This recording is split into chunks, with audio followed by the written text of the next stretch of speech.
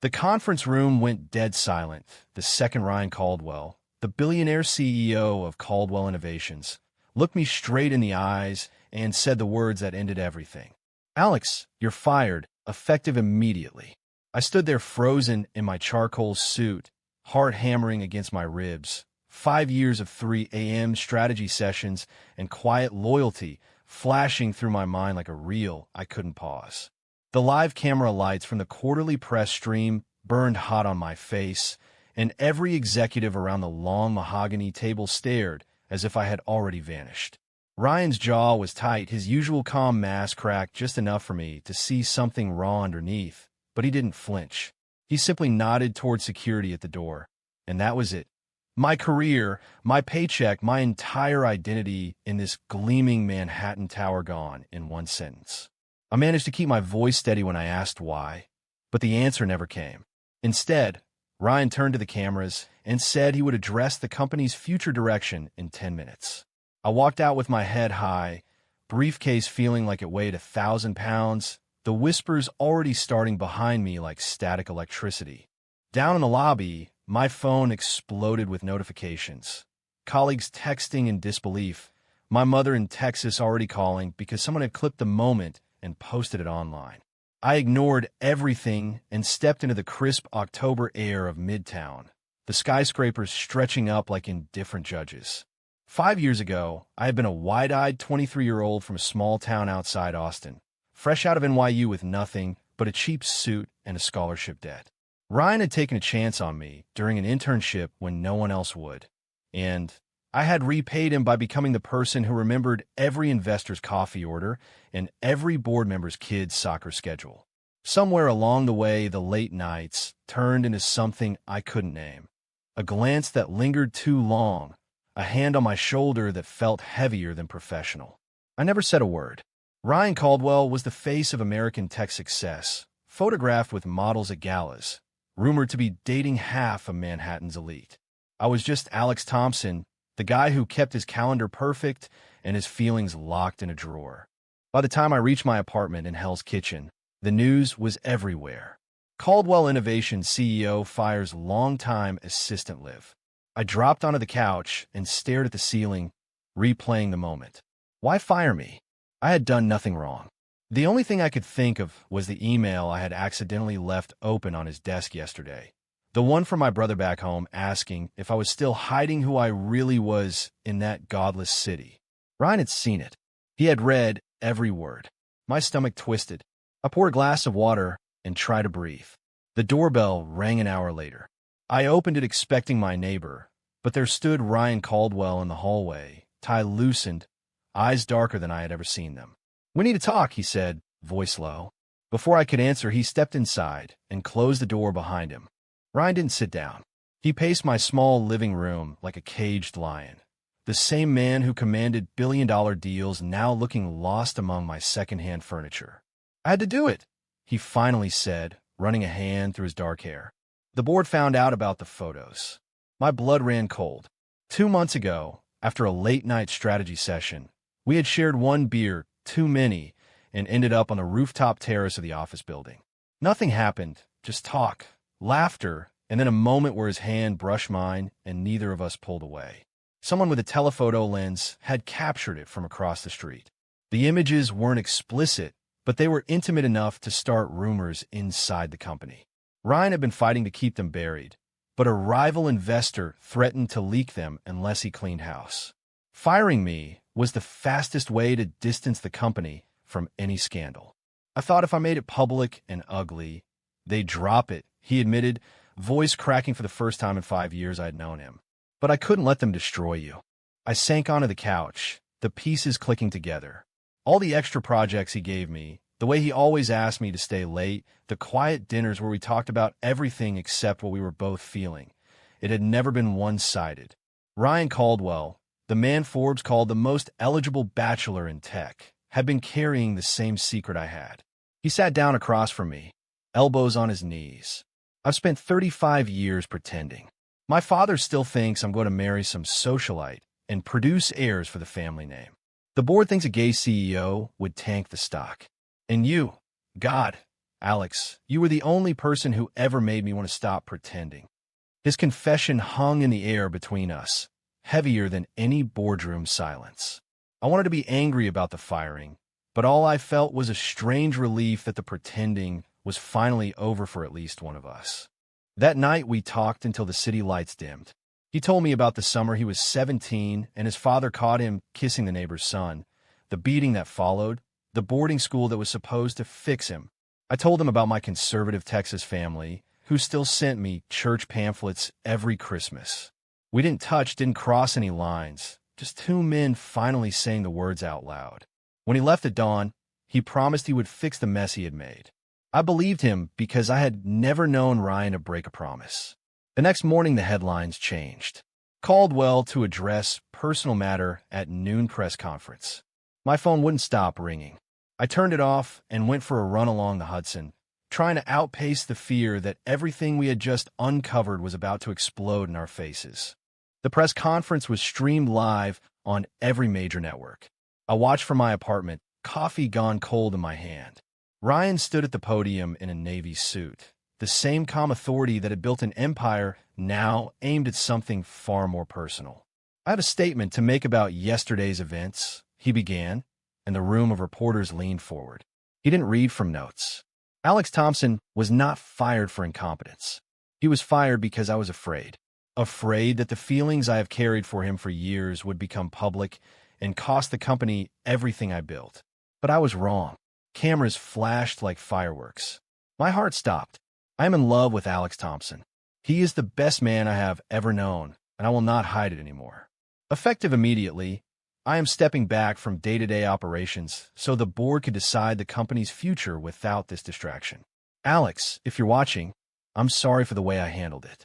I should have chosen you sooner. The room erupted. Reporters shouted questions. Phones lit up across the country, and I sat there stunned, tears I didn't expect sliding down my face. My phone started vibrating again. This time my mother's number, then my brother's. I let them go to voicemail.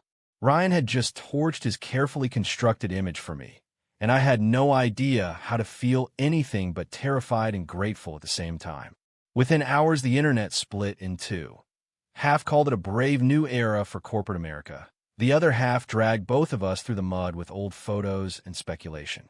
My apartment building concierge called to say photographers were gathering outside.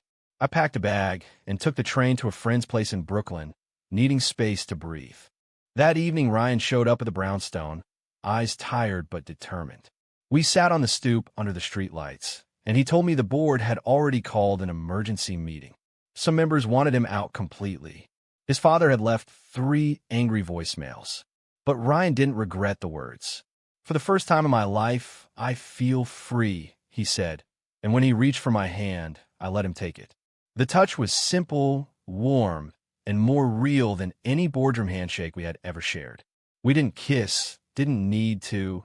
The quiet certainty between us was enough. Yet I could already feel the storm gathering. My family flying in from Texas, his sister threatening to cut him off from the family trust, and the company's stock dropping 6% before the market even closed. My brother arrived first, suitcase in hand and judgment in his eyes. "You let that man ruin your life on national television," he said the moment I opened the door. We sat in my Brooklyn friend's tiny kitchen while he listed every Bible verse he could remember. I tried to explain that Ryan hadn't ruined anything. He had finally given me permission to be honest, but the words bounced off years of Sunday school conditioning.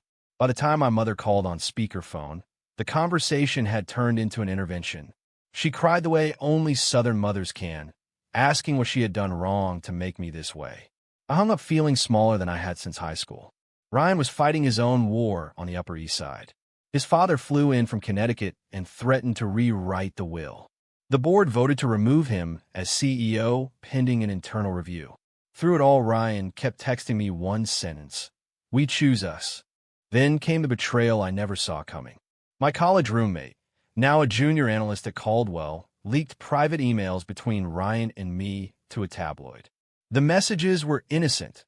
Late-night work banter mixed with a few vulnerable lines about missing each other after long days. But twisted in print, they looked like proof of an affair that had compromised company decisions. The stock plunged another 12%. Ryan called me at 2 a.m., voice hoarse. I'm stepping down completely tomorrow. The lawyers say it's the only way to stabilize the company. I begged him not to, told him I would disappear if it saved his legacy, but he refused. I built that company to prove I could be someone my father respected. Turns out the only person whose respect I need is yours. The sacrifice hit me harder than the firing ever had. He was walking away from everything for a future we hadn't even defined yet. I spent the next week in a fog of guilt and love. We met in quiet corners of the city, Central Park at dawn, a diner in Queens at midnight, talking about what came next. Ryan wanted to start something smaller, maybe a foundation for LGBTQ tech entrepreneurs. I wanted to believe we could survive the backlash, but every hateful comment online chipped away at my certainty. One night on a bench near the Brooklyn Bridge, he took both my hands.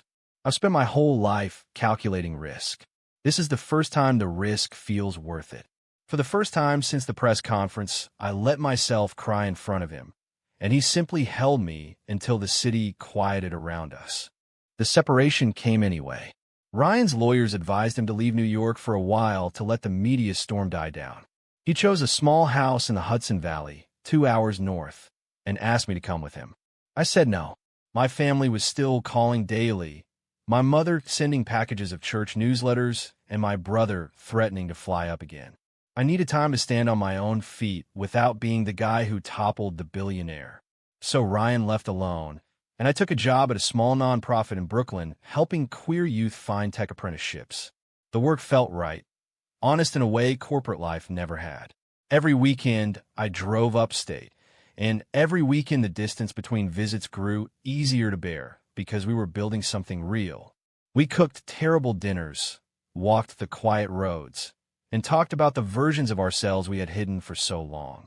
Ryan started writing a book about leadership and authenticity. I started therapy to unpack 30 years of shame. The turning point came when my mother showed up unannounced at my Brooklyn apartment. She had seen one of my nonprofit interviews on local news, and something in my face on camera had broken through her anger.